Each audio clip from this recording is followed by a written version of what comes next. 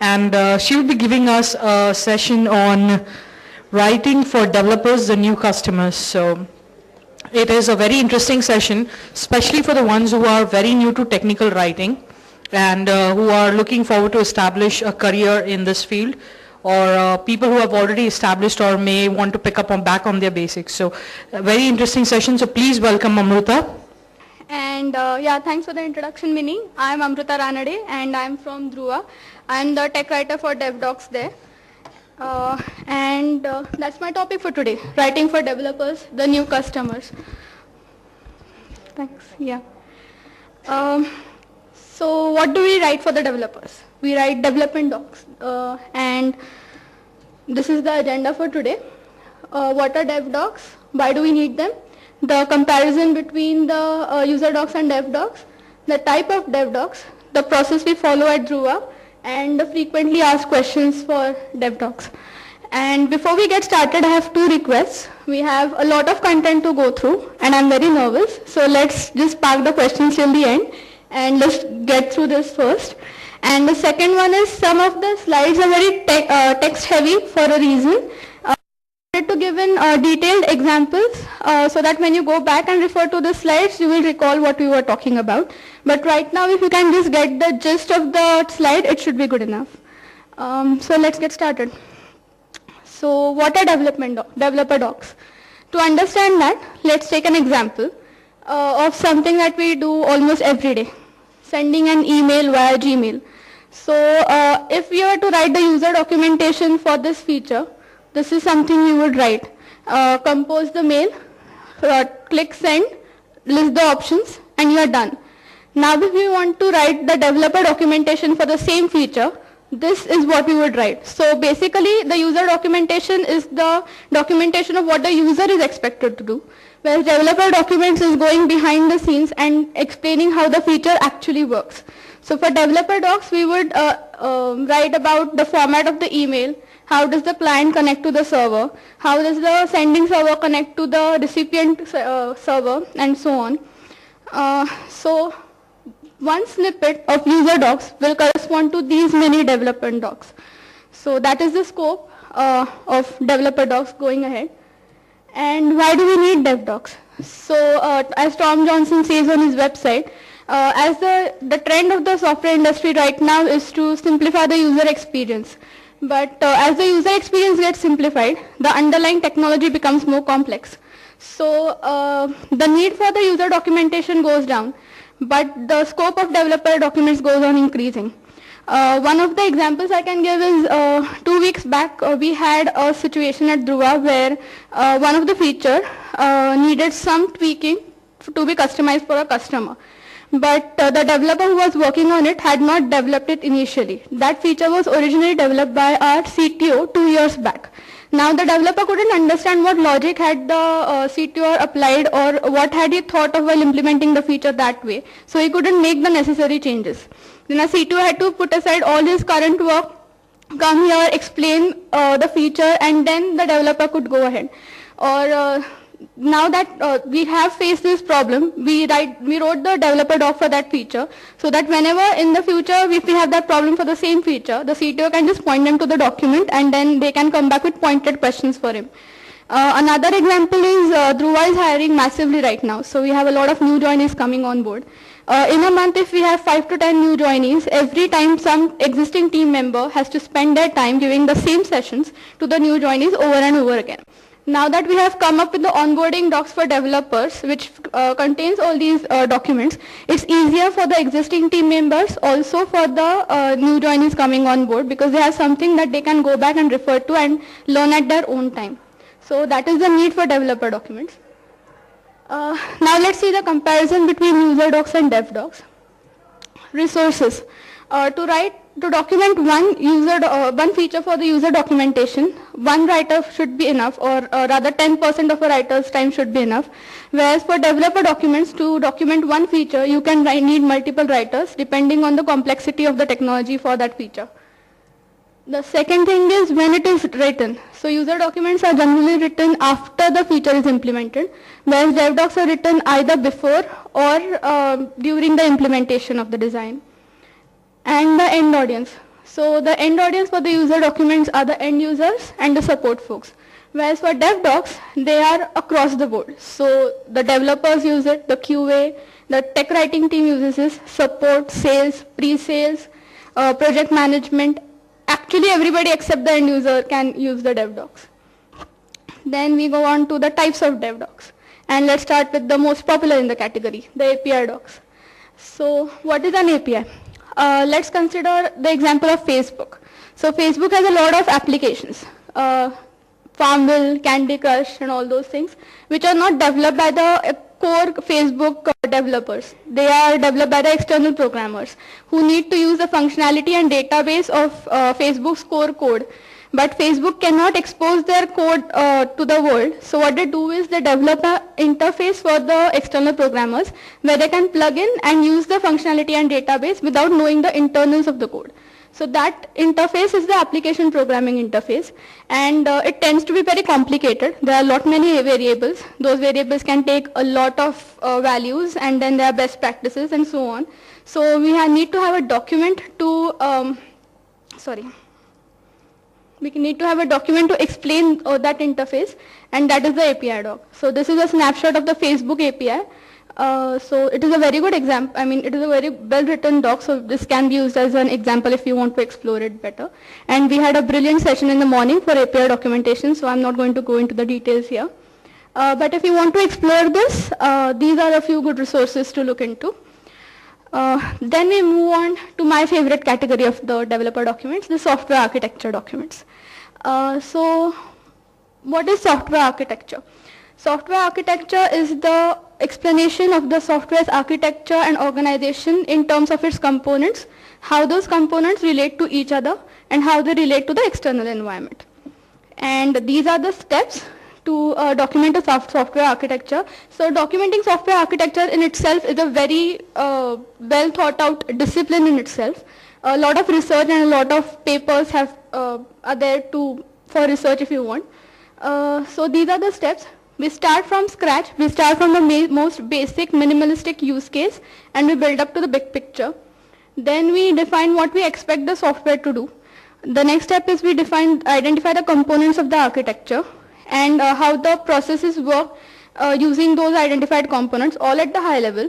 The next step, we drill down into the design of the individual components. And the last step is we define how the components interact with each other and the environment using these components. So it is a lot to grasp, so we'll take an example. But before we do that, how do we document a software architecture? So we document it in terms of views. So what are views? To understand views, let's consider the architecture of a building. So now if we want to construct a house, you're not going to go and start laying the bricks. You first have if you look at it, you will have the wiring diagrams, the elevation diagrams, and the floor plans. So basically you're looking at the same building from different points of views, and how these are the corresponding views which we used in documenting the software architecture as well. So let's take each step and see what view corresponds to that step. So the first step is start from scratch and build up to the big picture. Now throughout this discussion, let's use one common example, the architecture of Gmail. So now if you want to, the first thing is start from scratch and build the big picture. So this is called as a context view. So now when the developers wanted to start designing Gmail, the primary use case they would have considered is two users, user A sending an email to user B. So the basic components they would need is a message or an email format, a component at the client side, at user A's client to convert the message into bitstream, a system to send that message across or the bitstream across to user B, and a component at user B's client to decode that message and get back the original message, and the email addresses for both of them. This is the most basic minimalistic use case for Gmail. Now let's build up to the big picture. So we introduce multiple users. Now since we have multiple users, we would need a server to manage and administer them. Then we would need addresses for each and every user. And we would need storage to store those emails and those addresses. So this is the context view. This is the big picture view that we have to document. Once we do that, we move on to the next step, which is defining what we expect the software to do. This is the functional and non-functional view. So in the functional view, we list down the tangibles. What are the tasks or the procedures that we expect the software to perform? So in our case, it can be activation, authentication, video chats, anything that we expect the software to perform would be the functional view. And in the non-functional view, we define the non-tangibles. The performance, scalability, reliability, all the quality metrics are defined in the non-functional view. The next step would be identifying the components of the architecture. This is a logical view. So right till now we have started with the primary use case. We have built up to the big picture. We have defined what we expect the software to do, and now we are identifying the components of the architecture. So in our case, it would be the message, the email client, the server, the protocols, the ports, and all those things. We are just identifying them. We are not yet decided the design of them. But yeah, so these are the core components of our system. The next step would be defining how the processes work using the identified components. So here we define the workflows for each task that we expect the software to perform. So this is the high-level workflow for sending an email, and this would be the low-level workflow. Then now we go on to the detailed design of every component. So here we hash out the design for each and every component of the architecture. This is the design view. So in our example, for the message composition, we have to list down to the minutest detail that we possibly can how it is supposed to be designed or architected. And the last part is define how the components interact with each other. That is the interface view. So here we talk about the protocols and the ports and all those things. And one more additional part that you have to consider is the technology selection. So why did we choose X over Y? So this is to help if we make a design decision today and 2 years down the line somebody wants to change it, they wouldn't know what analysis we perform for choosing this. So they don't have to reinvent the wheel, they can just refer to this and decide if they want to change it or retain it. There can be many other views, but we don't have to document all of them, but it's good to know about them so that we can pick the right ones. And it will also depend on the end audience. I mean, for the deployment team, we might want to document the deployment and implementation views and so on. So right now we are covered software architecture documents, which have laid the foundation of the documentation stack. Next we go on to the design docs, which is the design document for each and every feature which is typically developed in a sprint. So most of our companies now follow the agile process. So in the agile process we have multiple features coming up. So the documents which document those features, are the design docs. So what is the difference between design docs and architecture docs? The design docs can refer to the information which has been captured in the architecture docs. So that we don't have to keep on repeating the same thing and explaining the same things again. We can just build on it. And what are the components? The overview, the context diagram, as in how does that particular feature fit into the big architecture, the possible solutions, the analysis of the solutions, which solution did we choose and why, the areas impacted, does this particular feature impact any other area of the architecture? If yes, how do we plan to resolve it? If no, are we going to live with it? The workflow, code implementation, and scenarios not addressed and references, anything else that the developer needs to know. So for our example, this is how it would look like. The requirement, the background and prerequisites, the solution, the diagrammatic representation, the code implementation. This is usually provided by the developers and it need not be the exact copy paste of the code. It can be UML diagrams, class interfaces, algorithms or something like that. Areas of impact and scenarios not addressed. Now let's discuss the process that we have developed at Druva to document these.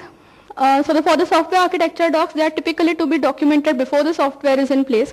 But in my case, it's a 5-year-old company, so the software architecture already is in place, which works for me because I get a lot of reference material, the user docs, marketing docs, and so on, which give me a good idea of how the product evolved and what questions I need to ask. Then I browse the code. I don't have to be really good at programming, but I need to know enough code basics to understand the code and go and ask questions to the developers. And daily 2-hour sessions with the developers. In my case, my CTO himself is very enthusiastic about these docs, so he makes it a point to spare half an hour or an hour for me every day. And he's the one who created the architecture from scratch, so he's the best person to give me inputs. And for the design docs, we follow the agile method. So I attend, in a typical sprint, we have 5 to 6 features, and I attend all the meetings for each feature. And I get my inputs for the design docs mostly from these meetings, and I can go back to the developers if I miss something. So in the sprints planning meeting, I get an overview of the features which are coming up so I can plan my work. In the team discussion meeting, the lead explains the requirement to the team. Here is where I get my requirements section inputs. Engineering requirements meeting is the place where the developers go back to the team lead with the possible solutions and the analysis. The design review meeting is the chosen solution and its impact discussions. And I attend the code review, QA demo, and sales and support QA to validate if I have my document and to check if nothing has changed after those discussions. So that is like a validation check part. And I also have a practice that when the feature is done, deployed, implemented, and the users doc and all the other folks prepare the documents, I put the links back into my document so that if we have a new joinee or somebody refers to my document, they can have one place where they can refer to all the information. And I mean, they don't have to scamper around for information.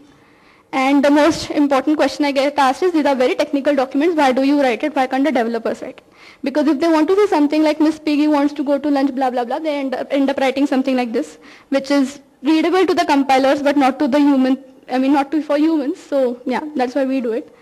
And what are the challenges? These docs are very technical. They are very different from user documentation. So I have to put in a lot of study, a lot of efforts. I have never studied so much, even in my engineering, but yeah. And the input to output ratio is completely out of proportion. To write one document, I spend 90% of my time studying and 10% doing actual writing stuff. And need to use all skills of tech writing because, I mean, this job in itself is quite demanding and you have to study a lot. So learning tech writing skills along with it would be extremely overwhelming. And what are the rewards? Real-time user feedback. So I write for my internal audience, which are my colleagues who sit right next to me. So it's like a ongoing user laboratory experience. I can actually see people using my docs. I can observe them getting stuck at some point or pondering over a point, or, you know, if I post a document, I get replies, 10 to 20 replies the same day without even asking for feedback. So that is tremendous experience. Sound technical knowledge. Since I have to ramp up to the level of the developers, I have developed my own process or my own resources where I know ki SQL, ki query hai, so this is a good place on the internet to search for information and all those things. So that helps. And so if I leave Dhruva, I have my own process in place now. And it's a niche field. There are not many writers doing it, where there's a tremendous scope. Twitter's hiring for this role. MongoDB is hiring for this role. So if you're good at it, you have tremendous scope in this field.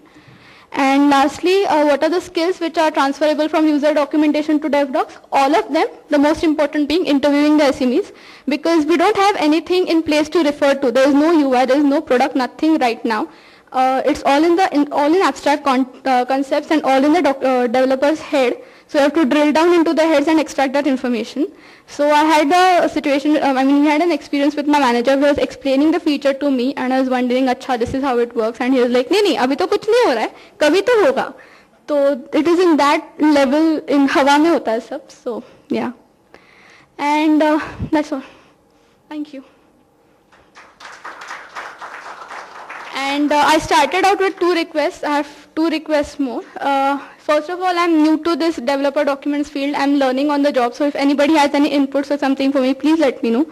And secondly, Dhruva is hiring for this position. So if you're interested, or you know somebody else who is interested, again, please let me know. Thank you.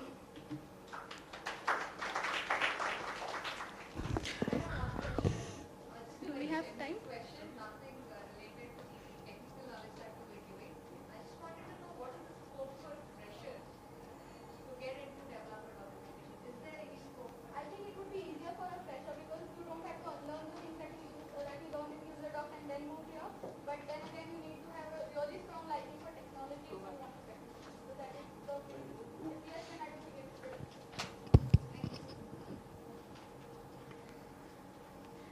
Any more questions? Okay, wow. Was this a refresher? For the experienced guys? Was it? Okay, no answers. Okay, thank you very much, Amruta. I think I had a very refreshing session. I mean, this reminds you of the days when you got started and how, I think most of us still get stuck. And it's a learning phase. I mean, we keep learning. My grandfather used to say, we keep learning till we die. So that's the thing with us. And well, being technical writers, you learn every single day. I think every minute we keep learning. So thank you very much for this enriching experience. And I would like to present you on behalf of STC with the certificate and memento. Thank you. Thank you very much, and I wish you good luck.